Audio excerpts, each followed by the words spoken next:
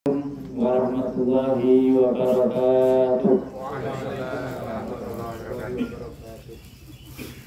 Alhamdulillahirabbil alamin. Wa bihi nasta'inu 'ala umuri dunya waddin. Wassalatu wassalamu 'ala asyrofil anbiya'i wal mursalin sayyidina wa maulana Muhammadin wa 'ala alihi wa sahbihi wa baraka sallim ajma'in. Asyhadu an la ilaha illallah wahdahu la syarika lah wa asyhadu anna Muhammadan 'abduhu wa rasuluhu la nabiyya wa la rasula ba'dah. Qala Allah ta'ala ya ayyuhalladzina amanu ittaqullaha haqqa tuqatih wa la tamutunna illa wa antum muslimun. Qala Rasulullah sallallahu alaihi wasallam ittaqillaha haythuma kunta wa ati sayyi'atal hasanata tamhuha wa khaliqin nas bi khuluqin hasanin. Fa in ashabal hadits kitabullah wa khairal hadi hadi Muhammadin sallallahu alaihi wasallam wa syarrul umuri muhdatsatuha wa kullu muhdatsatin bid'ah wa kullu bid'atin dhalalah wa kullu dhalalatin finnar. Amma ba'd. Jemaah kajian Sabtu pagi, kajian surgawi yang dimuliakan Allah Subhanahu wa taala. Alhamdulillah, mari kita senantiasa memanjatkan rasa syukur kehadirat Allah Subhanahu wa taala atas nikmat yang masih diberikan kepada kita semuanya.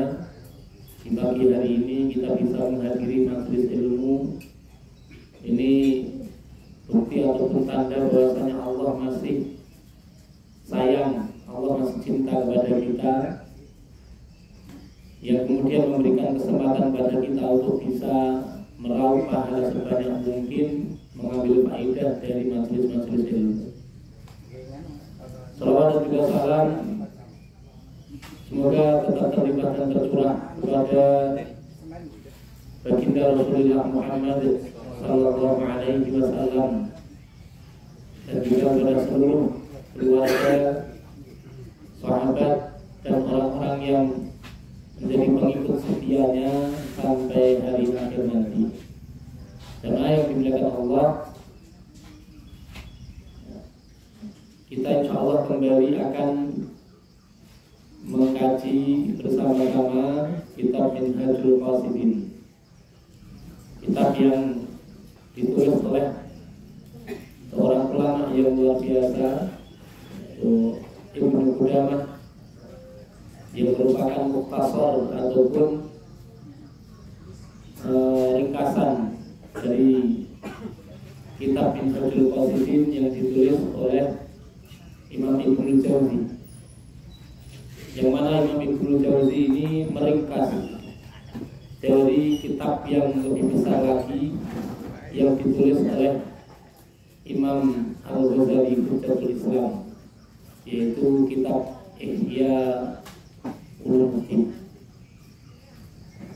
Jemaah yang dimuliakan Allah, bagaimana yang sudah kita sampaikan di pertemuan-pertemuan yang lalu, kitab Minhajul Qasidin ini walaupun nanti ada pembahasan tentang fikih, tapi tidak fokus pada pembahasan fikihnya atau dari sisi fikihnya, namun lebih kepada rahasia-rahasia di dalam ibadah-ibadah yang disebutkan atau dikaji di dalam kitab ini, agar ibadah kita ini lebih masuk kepada substansinya ataupun inti dari disyariatkannya ibadah tersebut.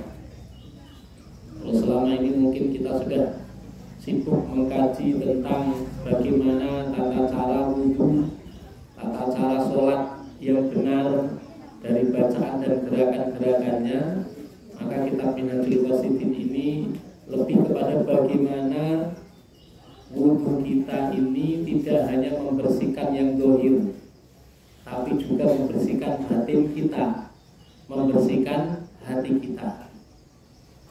Sholat tidak hanya sekedar bagaimana tata cara mengerjakan rukun-rukun sholat dan juga bacaan-bacaan sholat, namun lebih kepada agar sholat kita lebih khusyuk,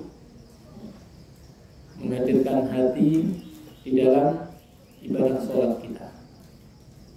Jemaah yang dimuliakan Allah, insya Allah di kesempatan pagi hari ini kita akan masuk kepada pembahasan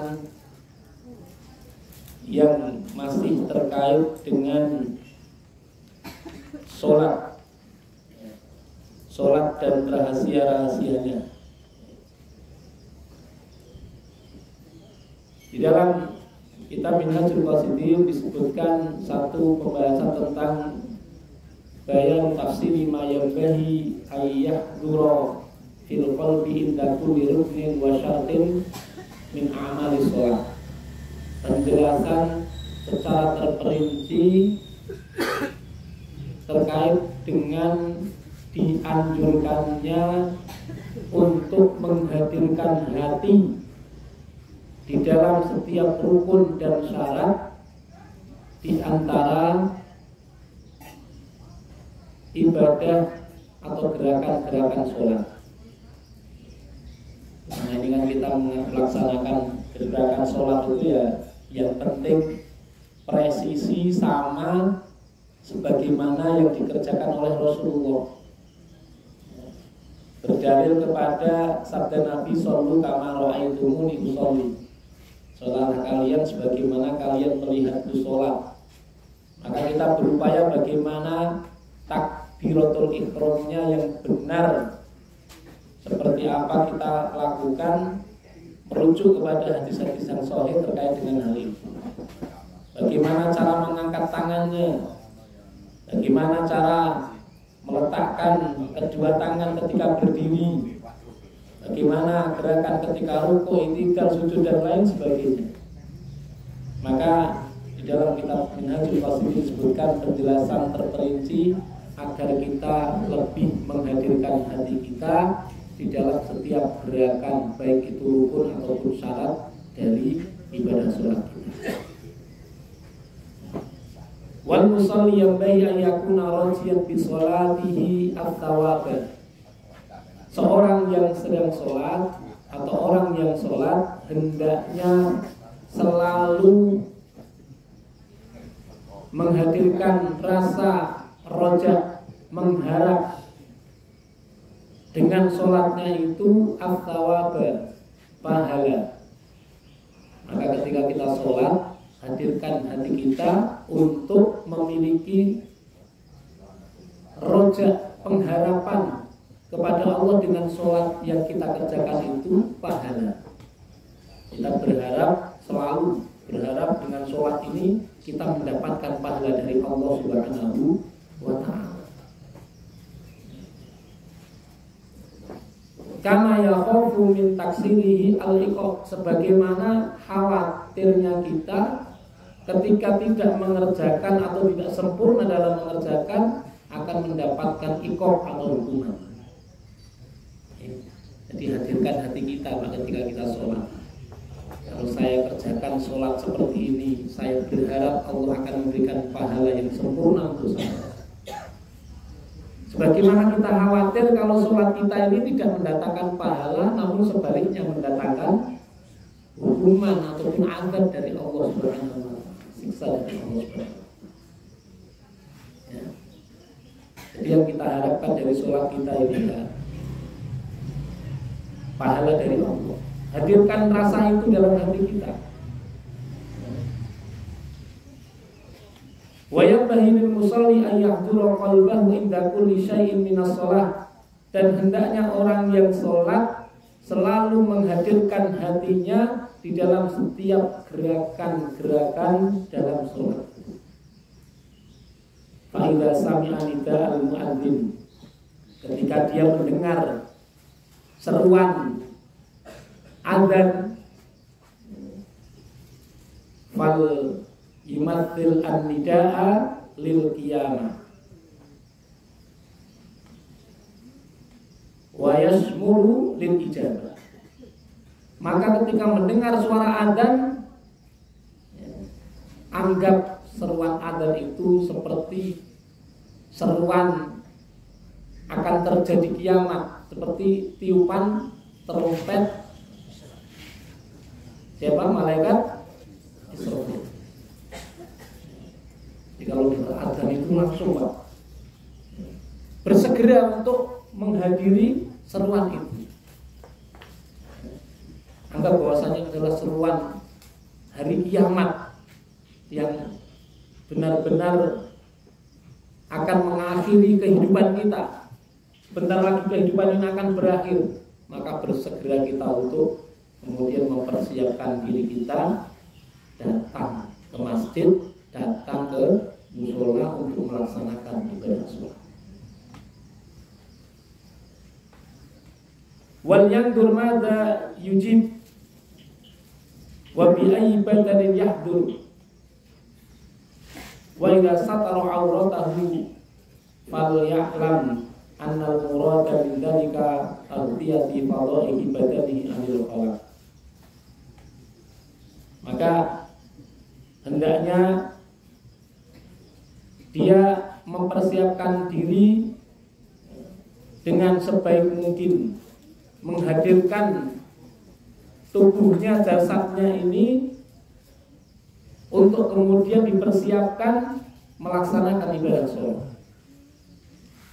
Maka ketika menutup aurat, tidak satara aurat, ketika sedang menutup aurat, maka hendaknya dia yakini bahwasanya hal itu untuk menutup aib-aibnya dari pandangan manusia.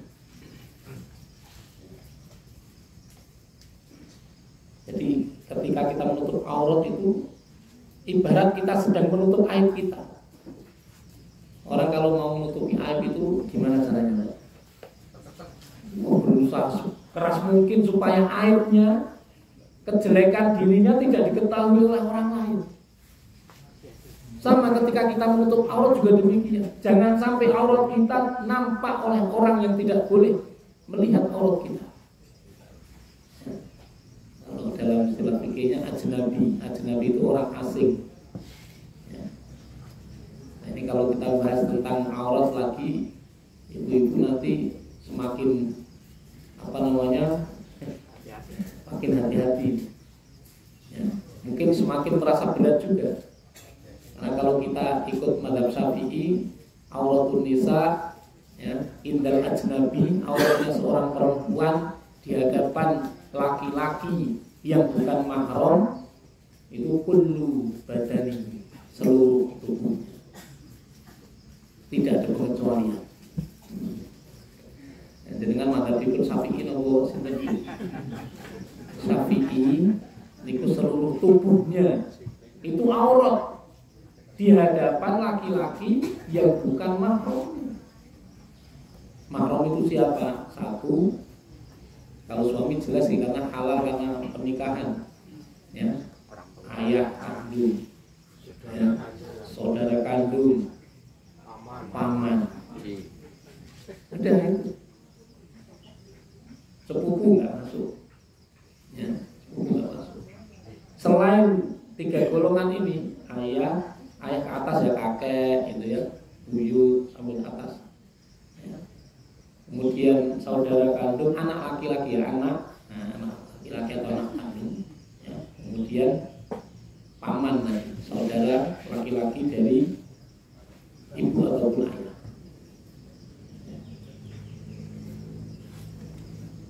Jadi ketika kita menutup aurat itu ibaratkan kita sedang berusaha menutupi aib kita. Sedang berusaha menutupi aib kita. Falyadkur aurata batinihi wa fadaiha sirrihi allati la yattali'u 'alaiha illa al-khaliq wa laysa laha 'anhu satirun.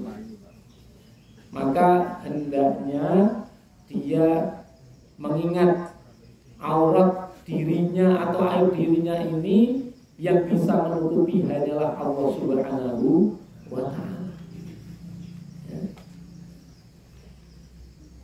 Wa annaha yukaffiruha an-nadam wal haya wal khauf Maka di antara yang bisa menutupi aurat batin kita adalah an-nadam, atau aib-aib kita, keburukan-keburukan kita, dosa-dosa kita adalah an-nadam, yaitu penyesalan. Yang kedua wal haya'u, dan rasa malu, wal khaufu, dan rasa takut kepada Allah. Jadi kalau kita masih punya rasa menyesal melakukan kemaksiatan, insya Allah ini akan bisa menjadi penutup aib kita, ya, menjadi penutup aib kita. Kita masih punya rasa malu, insya Allah ini juga akan bisa menjadi pakaian untuk kita yang menghalangi orang lain melihat aib kita atau kejelekan-kejelekan. Kalau nggak punya malu itu, ya sudah, nggak punya iman mungkin bisa jadi. Karena al-haya'u syu'batun minal iman. Rasa malu itu merupakan satu cabang dari keimanan. Satu cabang dari keimanan. Bahkan Rasul mengatakan dalam hadisnya, idza lam tastahi fasna' ma syi'ta. Kalau kalian tidak malu, maka berbuatlah sesuka hatimu, serang melakukan apa saja. Kalau sudah tidak punya rasa malu, kalau ada orang melakukan apapun, ya, itu biasanya ya urat malunya sudah putus, bisa jadi ya, membuka aurat, melakukan kemaksiatan terang-terangan, ya, kesana kemari menebar fitnah, kemana-mana membawa kerusakan, permusuhan. Nah, itu kan urat malunya gila. Korupsi nggak mau lagi. Sekarang tuh korupsi nggak mau lagi, ya. Kadang sudah menjadi tradisi. Nggak usah lihat yang kasusnya sampai triliunan.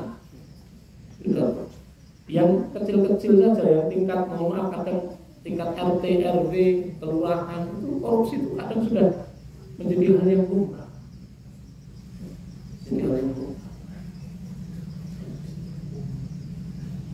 Kayak menjadi hal yang apa ya, wajar gitu ya. Bikin ngurus apa-apa susah, ya. Biar lancar nambahi berapa. Ini udah rahasia umum. Ini rasa malunya sudah hilang, ya seperti ini. Semua dilanggar. Yang syariat Allah diterabas. Maka ketika kita sholat itu, Bapak Ibu yang dimuliakan Allah, menutup aurat, maka kita sedang berusaha menutup aib kita. Dan yang bisa menutup aib yang sifatnya batin adalah tadi an-nadam, satu penyesalan. Kalau kita berbuat maksiat kok tidak menyesal, ya, ada orang yang maksiat malah bangga, ya? Ada. Tapi kalau orang berbuat maksiat kemudian dia menyesal dengan kemaksiatan, dengan dosanya itu, dia akan bisa bertobat pada Allah. Bahkan tobat itu tidak akan diterima sama Allah kecuali ada penyesalan. Orang mau tobat nggak nyesel, ya nggak diterima tobatnya. Jadi yang menutupi aib batin kita itu perbuatan jahat kita, ya, keburukan hati kita itu nadam. Yang kedua al-haya, rasa malu. Dan yang ketiga takut kepada Allah Subhanahu wa ta'ala. Orang kalau sudah tidak ada takut-takutnya sama Allah, sudah.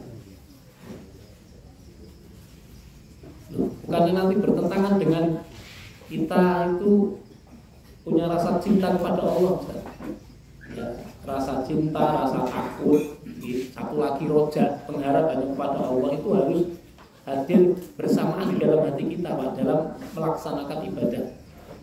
Jadi kalau kita ibadah itu dihadirkan tiga ini, roja, mahabbah, khauf.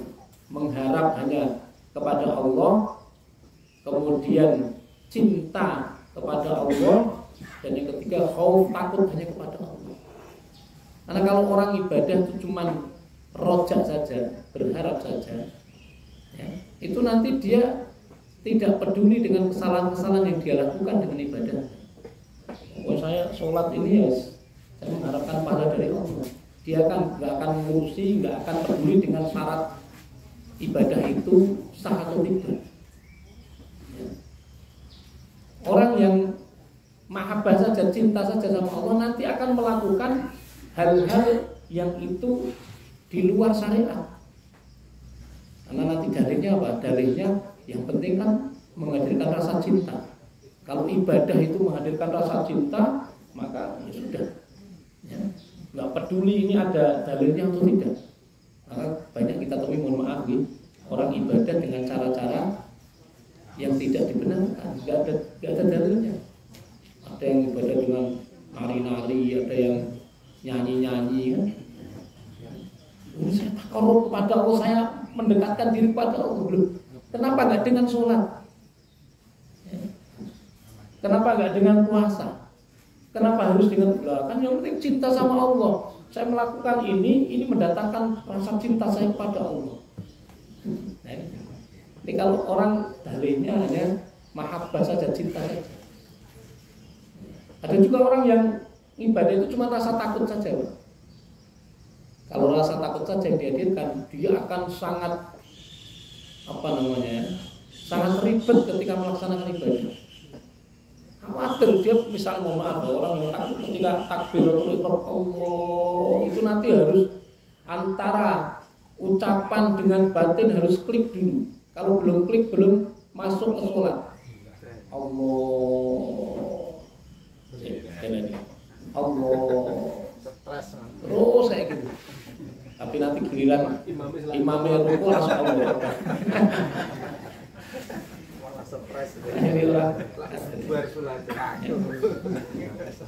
Tapi rasa takut kepada Allah harus dihadirkan di dalam ibadah kita, agar kita hati-hati jangan sampai sholat kita ini kita campuri dengan hal-hal yang membatalkan atau menghilangkan pahala dari ibadah kita.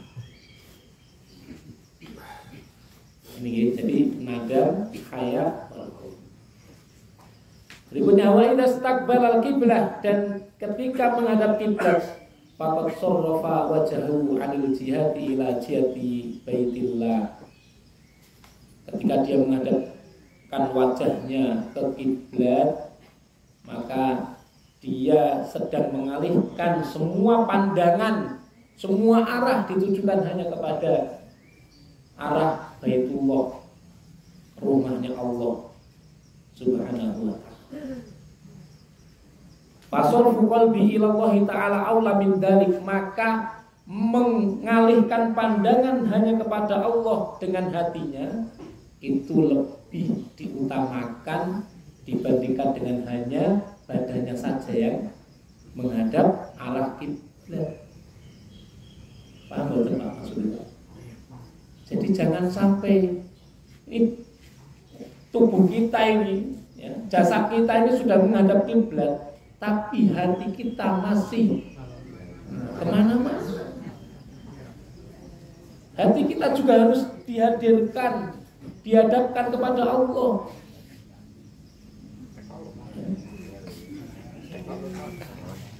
Sholat Allahu Akbar sekelingan dagangan ini, sekelingan kerjaan ini, sekelingan urusan-urusan dunia, hilangkan semua.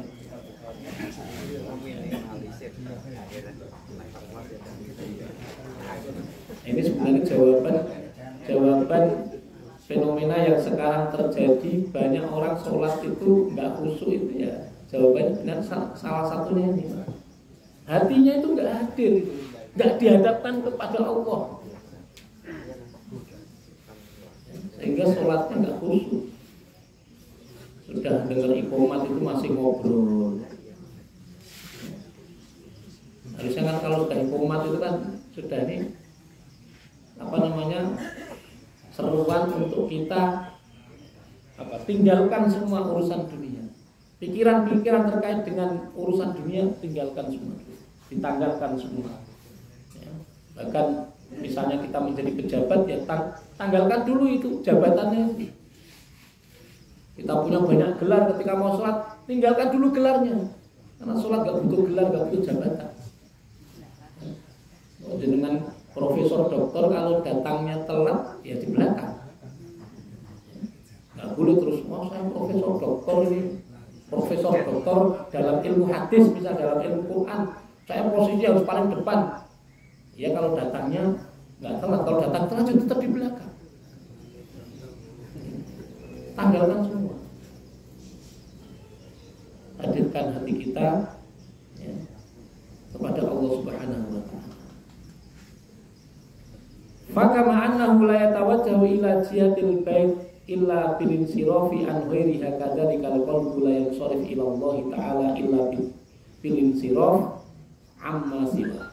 Sebagaimana ketika kita menghadap kiblat itu tidak mungkin bisa kecuali kita tinggalkan menghadap ke arah-arah lain. Seperti itu juga ketika ingin menghadap Allah juga harus meninggalkan arah-arah selain Allah itu. Fokus, tinggalkan semua selain Allah, fokuskan hati kita. Kan nggak mungkin Pak kita menghadap kiblat, ya kalau kita kan barat agak nyerok. Tapi bersamaan dengan itu tubuh kita juga menghadap tempat lain. Mungkin betul? Ya, mungkin. Sama ketika kita ingin menghadap Allah, nggak bisa. Kalau hati kita ini masih kemana-mana, nggak mungkin.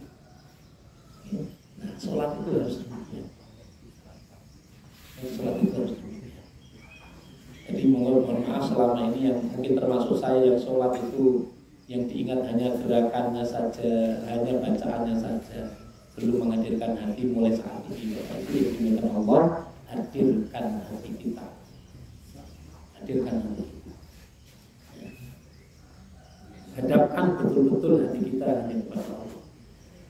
Wa idza kabarta ayyuhal musalli fala yakribanna qalbaka aw qalbuka lisanaka. Ketika kamu mengucapkan takbir Allahu Akbar, maka jangan bohongi lisanmu dengan hatimu. Artinya lisan kita mengucapkan takbir, hati kita juga mengucapkan takbir. Dengan Allahu Akbar, hatinya ini masih mana-mana tadi. Pikiran kita juga masih kemana-mana. Jadi jangan dustakan lisan kita ya, dengan hati kita. Hati kita jangan mendustakan lisan kita. Illa idza kana fi qalbika syai'un akbaru minallahi ta'ala faqad kadzabta. Kecuali di dalam hatimu itu ada yang lebih besar daripada Allah Subhanahu wa ta'ala. Jadi ya, dengan kata lain, mohon maaf Bapak Ibu yang dimuliakan Allah, kalau kita mengucapkan takbir hati kita tidak mengikuti, ibaratnya kita ini dalam hati kita ini ada yang lebih besar daripada Allah Subhanahu wa ta'ala. Artinya apa? Kita lebih mengagungkan selain Allah tadi. Kita lebih mengagungkan mungkin pekerjaan kita lebih mengagungkan ya kegiatan-kegiatan kita, kesibukan dunia kita. Maka kita takbir Allahu Akbar, hati kita juga sama Allahu Akbar. Kalau bahasa Arab atau bahasa Indonesia, yang penting hati kita meyakini dan menghadirkan rasa bahwasanya Allah yang paling besar, Allah Maha Besar. Fahdar ayyakunal hawa indaka akbaru bidalili itharika mawaqifatuhu ala ta'atillah. Maka jangan sampai hawa nafsu kita mengalahkan kebesaran Allah Subhanahu wa ta'ala. Ini jangan dikira yang paling selamat itu yang jadi imam. Kadang imam itu juga godaannya paling gede, Pak. Saya itu ya, kebetulan ya imami, lebih sering imami lah. Kalau sekarang kan mohon maaf di masjid saya itu dijadwal, tapi tetap paling banyak saya maghrib, isya, subuh itu saya. Duhur asar baru yang lain. Pinter yang jadwal imam gitu. Duhur asar dibagi-bagi, maghrib, isya, subuh saya. Yang jarang-jarang saya. Walaupun ada beberapa hari yang saya minta ya untuk dijadwalkan yang lain. Besar. Saya rasakan kalau pas mau imam itu pasti saya itu sering ya ini untuk introspeksi diri saya. Semoga bisa sebagai bahan introspeksi kita semuanya, muhasabah kita semua. Kalau pas mau ngimami itu Pak, itu seringnya sing diwaca apa ya? Iya. Oh, bacaanku ini. Iya ya. Bacaan saya ini menggugah hati orang yang sholat enggak ya? Bacaan saya itu jadi kadang itu enggak mikir, enggak fokus pada sholatnya, malah fokus pada bacaannya. Walaupun itu bagian dari sholat. Kadang juga mohon maaf, ya walaupun boleh juga, tapi jangan sampai ini mengalahkan Allah yang harus hadir dalam hati kita tadi. Kalau kita ngimam kadang saya nih mohon maaf, itu kadang sholatku janjane kepanjangan atau tidak ya. Sholat saya ini terlalu pendek, terlalu cepat atau tidak ya. Itu kadang masih ada rasa itu. Ya walaupun memang kalau dalam sisi fikih ya kita harus memperhatikan. Tapi kan ya sekedarnya saja, jangan sampai itu masuk ke dalam hati kita, mengganggu sholat kita. Apalagi kadang mohon maaf kalau pas sholat sir itu kadang jumlah rakaatnya jadi lupa. Nah mikir yang itu kan dan gimana terus pirang rakaat. Saya itu pernah Pak, saya pernah sholat zuhur 5 rakaat. Saya nggak sadar. Jamaah itu sadar, cuma nggak mengingatkan. Pernah. Loh kan kalau fikihnya gimana? Kalau kita lupa, ini sudah 3 rakaat atau 4 rakaat, kita pilih yang sedikit. Yang sedikit 3 rakaat. Saya nggak salah. Ya. Yang salah siapa? Makmum nggak mengingatkan, diam saja. Mengingatkan sudah selesai. Sudah assalamualaikum warahmatullahi wabarakatuh. Terus santri itu ada yang tadi sholatnya 5 rakaat. Lah ngapain kamu mengingatkan sekarang? Harusnya tadi pas sholat itu pas saya berdiri kamu ingatkan. Subhanallah, cara ingatnya gitu tadi. Cuman wah, saya juga ragu ya wes. Ya sama-sama ragunya ya sudah. Ya itu kadang itu Pak, pikiran-pikiran itu mengganggu. Fokus dengan sholat. Tapi ada juga yang ngomong gini, wah terlalu fokus dengan Allah, akhirnya sholat kita lupa. Sebenarnya enggak juga. Kalau kita fokus, ya sholat itu benar-benar menghadapkan hati kita kepada Allah, insya Allah nggak lupa gerakan atau berapa jumlah rakaatnya. Kadang ada yang tadi beralasan, saya lupa berapa rakaat karena terlalu fokus sama Allah. Kata siapa enggak? Ya, alasan itu. Yang menjadikan dia lupa rakaat itu karena dia nggak fokus dengan sholatnya, nggak fokus dengan Allah. Nggak khusus sholat, itu pasti nanti kemana-mana. Nanti sholat dikirim apa gitu, kegiatan-kegiatan yang tadi seperti ditinggalkan itu nanti biasanya jumlah rakaatnya lupa. Jadi tadi udah sholat berapa? Makanya harus betul-betul hadirkan hati. Nanti Allah akan membimbing. Jangan kemudian wah nanti terlalu fokus dengan Allah, terlalu fokus dengan hati, terus sholat kita jadi lupa berapa rakaatnya. Enggak, Allah akan bimbing kita. Ya, Allah akan bimbing kita. Allah akan mudahkan kita. Bagi Allah mudah saja mengingatkan kita. Oh tadi sudah sekian rakaat, mudah bagi Allah. Terus salat, yang penting fokus dengan sholat kita. Allah menjadikan kita lupa juga gampang. Allah menjadikan kita ingat juga gampang. Faidah sta'atta fa'lam anna listi'adata hiya laja'un ilallah subhanahu wa ta'ala. Faidah lam tarja biqalbika kana kalamuka lahun wa tafahum makna matat. Jadi ketika kita membaca isti'adzah nanti ketika sholat, baca isti'adzah Pak. Jadi sholat kan ada isti'adzah, ada bacaan ta'awudz.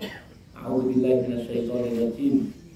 Maka ketahuilah bacaan isti'adzah ini dalam rangka meminta perlindungan, benteng atau tameng dari Allah dari berbagai macam godaan.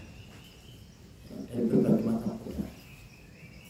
Dan ketika tidak mengucapkan itu dan hati kita tidak menyadari hal itu, nanti bisa jadi setiap ucapan bacaan kita di dalam sholat itu adalah bacaan yang lahun, yang tidak ada maknanya.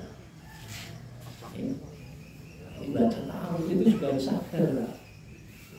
Ini artinya ini sebenarnya menghadirkan hati betul di dalam ibadah kita. Ini penting sekali. Kita nggak usah heran kalau nanti ketika baca bagaimana sholatnya para sahabat. Kan pernah saya sampaikan gitu. Ada sahabat itu kalau sholat Allahu Akbar sudah nggak ingat apa-apa. Seolah-olah sepi sunyi. Hanya dia sama Allah saja. Nggak peduli dia apa yang terjadi di samping kanan kirinya, belakang depannya, nggak peduli. Bahkan benar-benar kayak tidak ada siapapun di sekitarnya. Karena ada sahabat yang ketika sholat, kemudian dicabut anak panah yang menancap di kakinya, dia nggak terasa dengan hal itu. Dicabut anak panah, nggak terasa. Kita digigit nyamuk aja udah. Karena saking fokusnya dengan sholat. Jadi nggak usah heran kalau para sahabat seperti itu, makomnya istilahnya. Kalau kita makomnya derajatnya udah tingkatannya udah luar biasa. Jadi kalau kita di dalam Minhajul Qasidin ini kita memang lebih kepada tadi hati, menghadirkan hati dan lain sebagainya. Ibaratnya kalau kita pernah mengkaji hadis Jibril, hadis Jibril ingat, hadis Jibril itu hadis yang panjang itu tentang rukun iman, rukun Islam gitu ya. Itu kan ada yang ditanyakan juga sama Jibril kepada Rasulullah tentang al-ihsan. Akhirnya al-ihsan, kabarkan pada tentang ihsan. Apa itu ihsan?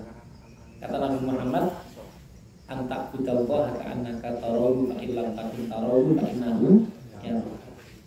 Ihsan itu adalah engkau beribadah kepada Allah seolah-olah engkau melihat Allah. Kalaupun itu tidak bisa kamu lakukan, fa innahu yaraka. Sesungguhnya Allah selalu melihat. Fa illam takun tarahu. Kalau kamu tidak bisa melakukan itu, tidak bisa menghadirkan rasa kamu seperti melihat Allah di hadapanmu, maka ketahuilah Allah selalu melihat. Jadi tingkatannya dua Pak ihsan itu. Kalau kita tidak bisa salah satunya, berarti sholat kita selama ini mohon maaf belum khusyuk. Yang pertama, tingkatan yang pertama yang disebutkan kedua oleh Rasulullah, fa illam takun tarahu fa innahu yaraka. Kamu sadar bahwasanya Allah selalu melihatmu. Ini yang pertama. Kalau ini nggak hadir dalam setiap ibadah kita, sholat diantaranya, maka mohon maaf, sholat kita belum khusyuk. Dan kalau ini dibiarkan, mohon maaf, bisa jadi kita termasuk orang yang sahun di dalam sholat, lalai dalam urusan sholat. Tubuhnya saja melakukan gerakan sholat, fisiknya melakukan gerakan sholat, lisannya mengucapkan bacaan-bacaan sholat, tapi hatinya tidak.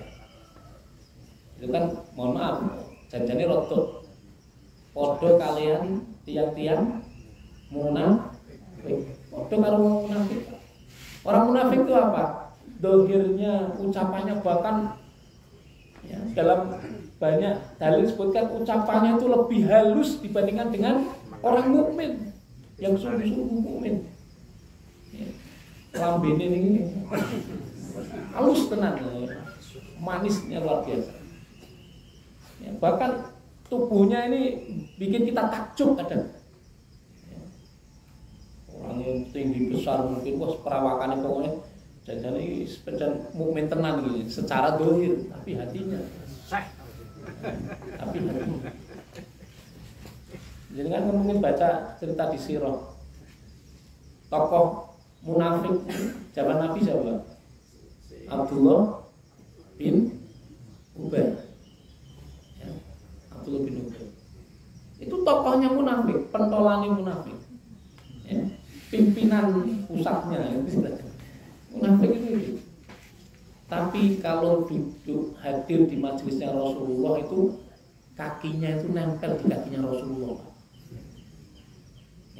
Jadi Rasulullah duduk itu di sebelahnya tuh Abdullah bin Ubay.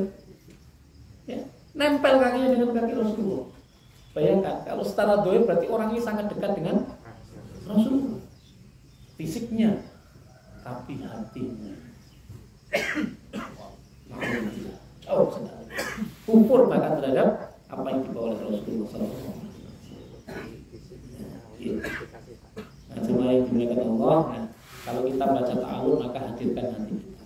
Bahkan nanti ketika kita baca basmalah, baca al-fatihah, kita juga hadirkan hati untuk menyadari betul setiap ayat yang kita baca ini, ya, kita harus sadar dan paham makna, maksud, ya, dan bisa mentadabburi. Alhamdulillahirabbil alamin. Misalnya kita baca Al-Fatihah, hadirkan hati kita bahwasanya Allah itu Maha lembut. Kita ucapkan dengan penuh kelembutan, ya, Ar-Rahmanir Rahim. Kemudian kita baca Maliki Yaumiddin, hadirkan rasa bahwasanya Allah itu Maha Agung, Maha menguasai. Maliki Yaumiddin, dan seterusnya, bacaan-bacaan yang lain juga demikian. Maka ya, kalau saya kemarin ingat di ngaji HPT Pak, himpunan urusan tarjih kemarin malam Jumat itu, di Kaifiatus Shalah itu sampai kepada baca surat, ya, di dalam Al-Quran itu di sana disebutkan bitadabburin wa tartilin. Ini yang sering dilupakan. Baca surat ketika kita sholat atau ayat, ya, termasuk Al-Fatihah ketika kita sholat itu harus dengan penuh penghayatan, bitadabburin, menghayati betul, mentadaburi betul, wa tartilin, dan tartil bacaannya sesuai dengan tajwidnya. Seringnya kita hanya poin yang kedua, Pak.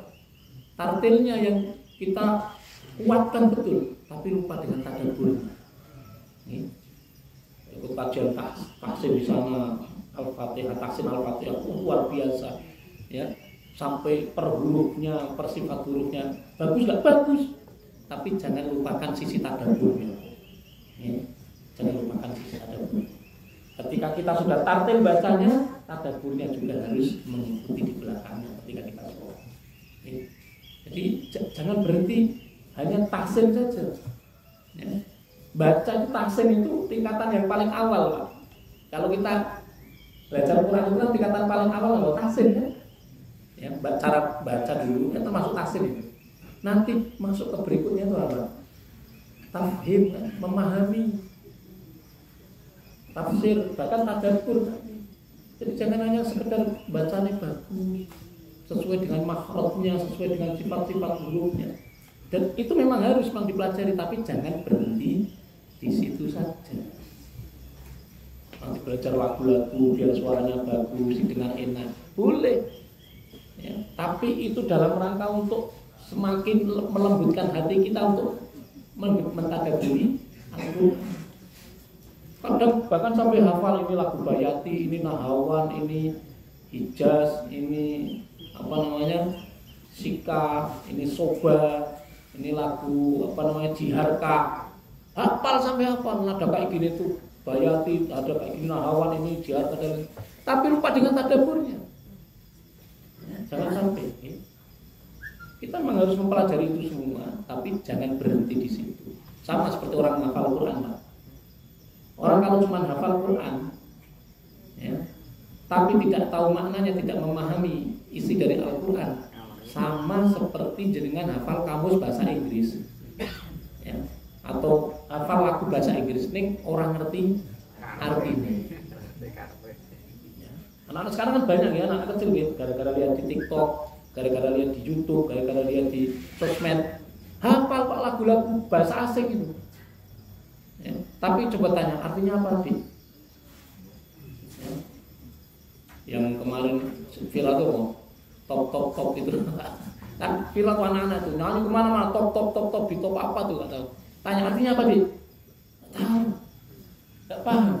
Nah kalau kita baca Quran ditanya artinya apa? Sama buatan kali ini.